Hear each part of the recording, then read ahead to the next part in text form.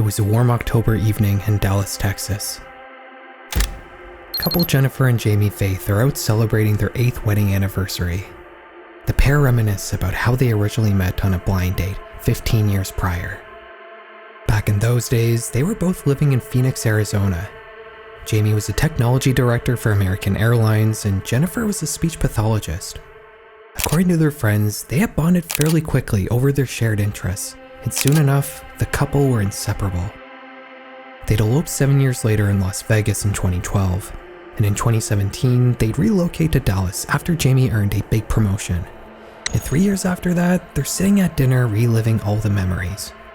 They joke about the love book that Jennifer had made for Valentine's Day a few months prior, one that thanked Jamie for the wonderful life he had given her.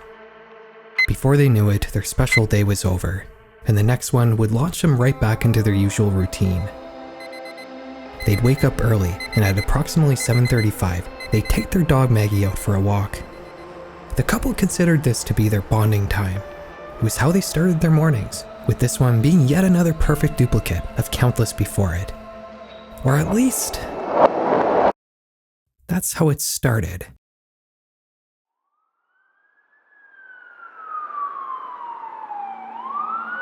By 8 a.m., police are rushing to the Oak Cliff neighborhood. They stop outside the Faith's family home, where they're greeted with a bizarre scene. From inside the cruiser, they can already hear hysterical screaming. Once they exit, they see a dog running around wildly in the street. Then they turn to the driveway towards the source of the screams. There, they find a woman lying on the ground, all bound up in duct tape. It's Jennifer. A few feet in front of her in the street, there's a man lying face down. It's Jamie, and he's not moving. The police call over an ambulance, but the paramedics pronounce him dead on the spot. He's been shot several times. When Jennifer finally calmed down enough to speak, she told investigators that a masked man had ambushed the couple just moments after they left their house.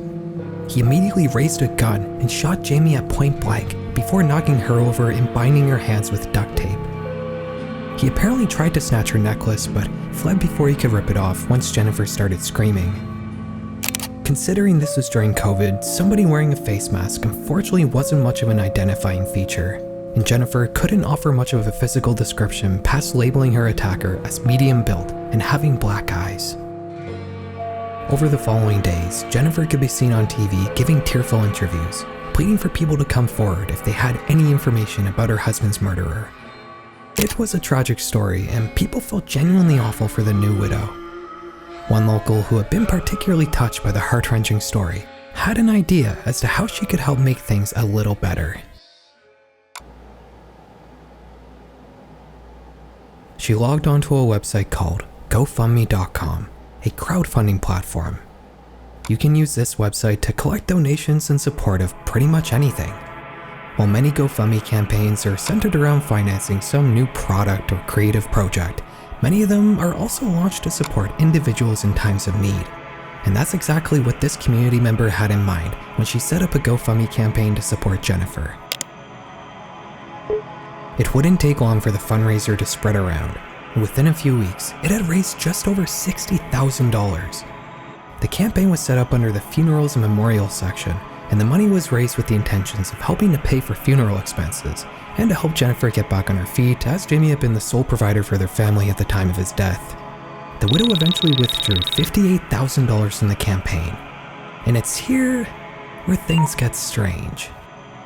While she would organize a funeral for her husband, she'd end up leaving the more than $6,000 bill for it unpaid, despite having 10 times that amount in her savings just from the GoFundMe alone. What exactly was she planning on using the money for? Well, it wouldn't take long for investigators to start raising their eyebrows after seeing how Jen was spending her donations. She had bought an expensive large-screen TV, but not for herself. No, she had it shipped to an address in Tennessee. She also took out 2 new credit cards, both of which she also mailed to the same Tennessee address.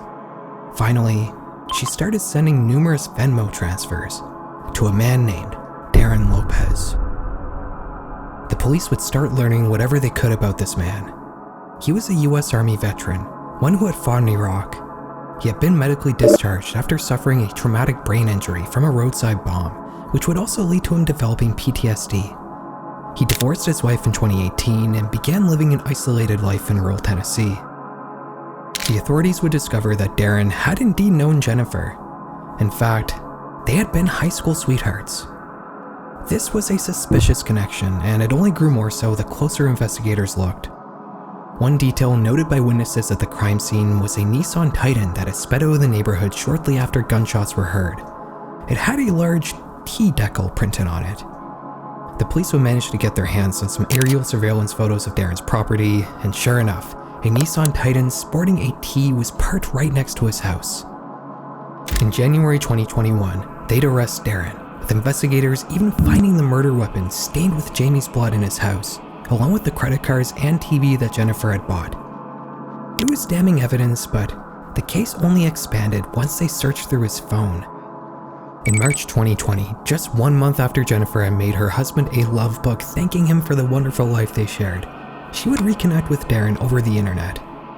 Her former boyfriend had made his first ever social media profile specifically with the intention of reconnecting with her. They began texting, which eventually escalated to over 500 messages sent per day between the pair. While on the surface everything seemed fine between Jennifer and her husband, she'd start telling Darren that behind the scenes, he had been mistreating her. She'd tell him horrible details of the supposed turmoil she suffered at the hands of her husband, with absolutely wild allegations that I can't even bring up on YouTube. Just trust me when I say it's probably worse than you're expecting. While Darren had once said he saw Jamie as a good guy, his perception would quickly shift as Jennifer continued venting to him. Things would get worse when Jamie supposedly sent the ex-lover a threatening email, complete with explicit photos of Jennifer's injuries. Soon after, Jamie would begin texting Darren similarly threatening messages on a regular basis. By October 2020, Jennifer told Darren that she began to believe her life was in danger. She'd float the idea of shooting her husband, a proposition that Darren enthusiastically accepted. He'd drive 650 miles down to Dallas and would lay in wait outside the couple's house all night, eventually getting up and pulling out his gun once he saw Jennifer and Jamie walking out the front door with their dog early in the morning.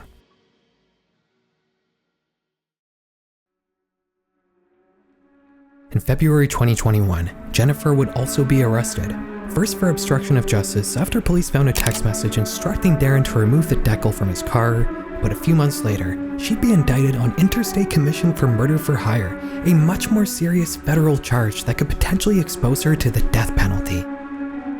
She'd eventually agree to a plea deal that sentenced her to life in prison. Shockingly, during her plea hearing, she would admit that all the stories she told Lopez about the stomach-churning mistreatment she suffered at the hands of her husband were completely made up.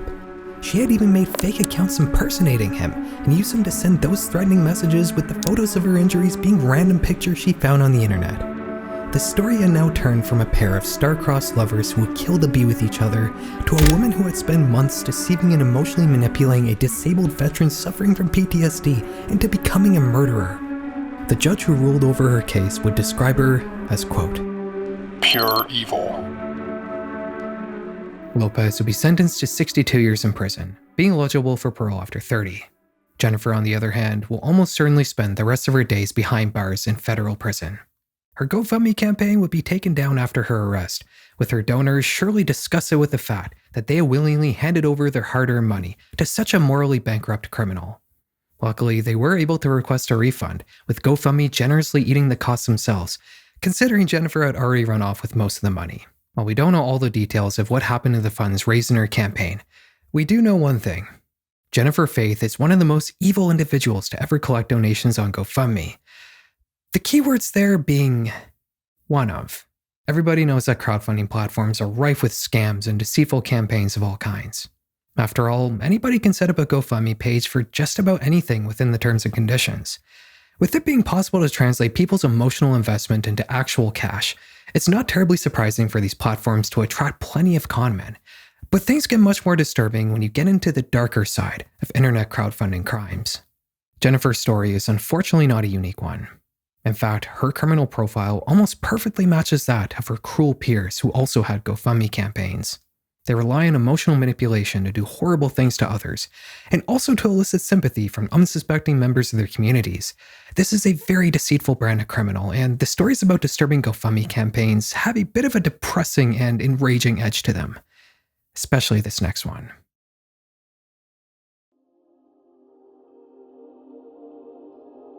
Once again, our story starts with somebody leaving home to walk the dog. In this case, it's Rudy Farias. He's a 17-year-old living in Houston, Texas, and he yells out to his mom Janie to let her know he's leaving. 20 minutes passes, and Rudy should be walking through that front door any minute. But he doesn't. An hour passes, and then several more, but still, Rudy doesn't return. The single mom begins to worry. Eventually, someone does show up at the front door. But it's not Rudy. It's one of the 2 family dogs he had taken out. It apparently found its way home on its own. The next morning, Janie files a missing persons report with the police. A nonprofit known as EcuSearch offers to help, and they begin distributing flyers around the local area. They describe Rudy as having a slight limp from an injured leg, and also suffering from a couple mental health problems like anxiety and depression. 2 weeks pass, and still, nobody can find Rudy. It's as if he vanished into thin air. Janie decides to launch a GoFundMe to help finance a private search effort for her son. It has an oddly lofty goal, $75,000. Despite the flyers describing Rudy as merely having a minor injury and some common mental health issues, this page describes him as suffering from physical and mental disabilities. She'd then go on to do several media interviews where she tells the public her son is nonverbal and is unable to communicate with others. Weeks would turn to months, and months would turn to years. The GoFundMe would slowly rake in more money, but still, there was no sign of Rudy. As others lost hope, his mom Janie remained adamant that he was out there somewhere. And indeed, some signs would eventually pop up that appeared to bolster her resolve. In September 2018, a couple family members contacted the police to tell them that they had spotted Rudy behind a relative's property. Officers searched the location, but unfortunately couldn't find any evidence that anybody had been there. Still though, this could be a reason to be hopeful, and with time, only more would come along. Neighbors would begin sporadically coming forward with reports that they had seen Rudy around the neighborhood, but when the police came to look, they could never actually find any sign of him. It was as if he was a specter haunting the street he vanished on. That's not how Janie saw it though. She seemed to remain hopeful that her son was still out there waiting to be found, and she continued to collect money at GoFundMe to help keep the search effort going. This is more or less how things would play out for the following few years, at least until 2023. In June of that year, the police would receive a 911 call reporting an unresponsive man found lying on the ground outside a church in southeast Houston. They rush over, and sure enough, they discover an unconscious man covered in cuts and bruises. They took note of the necklace he was wearing. It looked familiar. Where had they seen it before? It wouldn't take them long to figure out where it came from. The man was quickly identified as none other than Rudy Farias. The police call his mom, and she rushes over to the scene, elated to finally see her son again after 8 years. An ambulance is called, and emergency responders begin evaluating the formerly missing man. But this is where things get weird. Janie starts acting strangely when the ambulance arrives. She tells the police that she doesn't want her son to be taken to the hospital, and she takes him home herself. News breaks out of Rudy's return, and Janie describes the event as a miracle. A nonverbal, vulnerable boy turned adult survived on his own for 8 years and then found his way back home to his family. While Janie put on a celebratory face, others were a little skeptical of the whole situation. The police begin questioning neighbors more closely. The reports of Rudy having been around the neighborhood weren't just random Bigfoot-esque sightings. Some of them had even interacted with him. One of them told the police that Rudy regularly visited their house to spend time with their children, stating, quote, "That boy has never been missing." The more they dug, the worse the situation began to appear. They found that Jenny had had several run-ins with the police where she had been with a young adult that physically resembled Rudy. The man would identify himself by a different name each time, and Janie would tell the officers that he was her nephew. In reality though, it had been Rudy all along. His mom had coached him to misidentify himself to officers, telling him that if he didn't, he would be arrested and thrown in jail. Police and other organizations would scramble to arrange interviews with Rudy after his return, and to their surprise, he wasn't nonverbal. He had no problems whatsoever speaking with them. One of the first people to interview Rudy was Quanell X, a civil rights activist and leader of the new Black Panther Party. Shortly after they finished speaking, he'd end up having to report what he heard to the police. He alleged that the missing man had disclosed some very disturbing details about his life during his disappearance, stating that Janie had allegedly drugged him on multiple occasions and coerced him to quote-unquote play daddy. That's about all I can say on YouTube. I'll leave the rest to your imagination. Quanell X is a controversial figure, with some in his community even going as far as to label him an outright fraud, so it's important to take these allegations with a healthy dose of skepticism. When Rudy spoke with the police directly, he wouldn't mention any of the details put forth by Quanell X. What he would tell them is that he had actually returned home on March 8, 2015, less than 24 hours after he had left to walk the dogs. His mom had already reported him as missing, but she failed to inform the police of her son's return. She'd only worked to keep the lie going and began to hide Rudy from the world, manipulating the young adult by telling him he'd be arrested by the police if he were to ever come forward. She'd been exaggerating the details of her son's mental and physical illness to the public, with a shy teenager turning into a vulnerable, nonverbal adult within the span of just a few weeks. A month after his return, Rudy would give his first public interview with the media. He'd state that his mom had brainwashed him, and he essentially remained confined to their family home for the majority of his 8 years missing. He denied the serious allegations put forth by Quanell X, but would state that Janie did sometimes make him sleep in her bed with her, alleging that she regularly crossed personal boundaries with him. He'd state that she'd make him help her with her day job, forcing him to work for up to 12 hours at a time, and only paid him $60 a day for doing so. Shockingly, Janie would never be charged with a crime here, despite having maintained a false police report and given multiple false identities to the police. The authorities would close this out by stating, "It's not a crime to be missing," and that Rudy was a legal adult for the vast majority of his time in captivity. In terms of motivation, many people do believe that Janie had hoped to financially profit from the GoFundMe campaign she had started, which was likely why the funding goal was so unusually high for the circumstances. She would end up making a few $1,000s from it, but GoFundMe would take down her campaign and even permanently ban her from the platform after news broke out of Rudy's return. Let's be clear though, finances are just one aspect of this case. The bigger overall picture points to a pattern of abuse that escalated into a mother manipulating her son to be her prisoner. You might think it's strange that police didn't lay any charges here, but that decision would have ultimately been left to Rudy. And it's possible he might have just wanted to leave this whole situation behind him. The last we've heard, Rudy has cut off all contact with his mother and just wants to live a normal life. While we're likely never going to learn the full details of this case, I do think we can say one thing. Janie didn't just manipulate her son, but she attempted to deceive the public as well, falsely stating that Rudy was missing and lying about his mental and physical health in order to elicit donations on her GoFundMe campaign. In fact, this wasn't even the only campaign that Janie had set up for her son. Before he even disappeared, she had supposedly set up a different campaign, one where she alleged that Rudy was suffering from cancer and needed money for his treatment. Supposedly that one was deleted right before Janie made the page to fund Rudy's search effort. Financial gain from crowdfunding is an aspect that ties both of the cases we've looked at today, but there are other ways criminals can make use of GoFundMe. Herbert Sweely and Timothy Smith were a popular and well-liked couple. Living in Ocala, Florida, they were quite active in their local gay community, with 59-year-old Timothy in particular being known as somewhat of a social staple in community events. He was the executive director of Brookdale Chambrel Pine Castle, an assisted living and memory care community. In his spare time, he was a local activist, being involved with Ocala's Walk to End Alzheimer's, Marion County's Continuity of Care, and the annual Festival of Trees. Friends described him as warm and outgoing, never failing to be the life of the party. They say opposites attract, and that can be easily seen by looking at Timothy's husband Herbert, who he'd been married to for 8 years. He was a 55-year-old handyman who tended to mostly take on odd jobs here and there. Friends described him as cold and rough, stating that he was an unusually unemotional person. He had an adult daughter from a previous relationship, and the three all lived together in Ocala. Timothy, though, had a second residence, an apartment. You see, the couple had an open relationship, and they'd used this residence for intimate encounters with other men that they'd meet on social media. This was a secretive aspect of their life, and we only even know about the second apartment because of what would eventually be discovered there.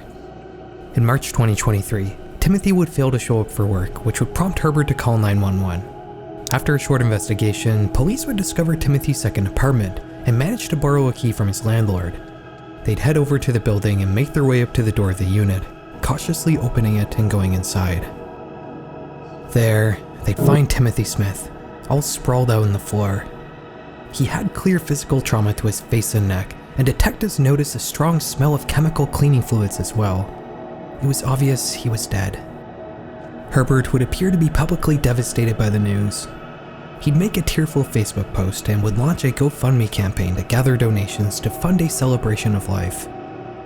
From an outside perspective, it seemed like Herbert was a heartbroken husband suffering from the immense grief that comes along with the loss of a partner. But behind the scenes, police were forming a bit of a different opinion. A family friend would report that they saw Herbert disposing of many of Timothy's belongings in the days following his death, including clothes and framed family photos. They also told police they overheard Herbert complaining that he had to hurry to clean Timothy's car before investigators could get to it. In the same week he launched a GoFundMe campaign, police would officially label Herbert as a suspect in his husband's death. They'd start to request follow-up interviews, but the 55-year-old was uncooperative, indicating that he would only speak further if granted total immunity in the case, something the police obviously weren't planning to offer him. In August, they'd publicly name him as a suspect, and he'd eventually be charged with first-degree murder a few months later in November.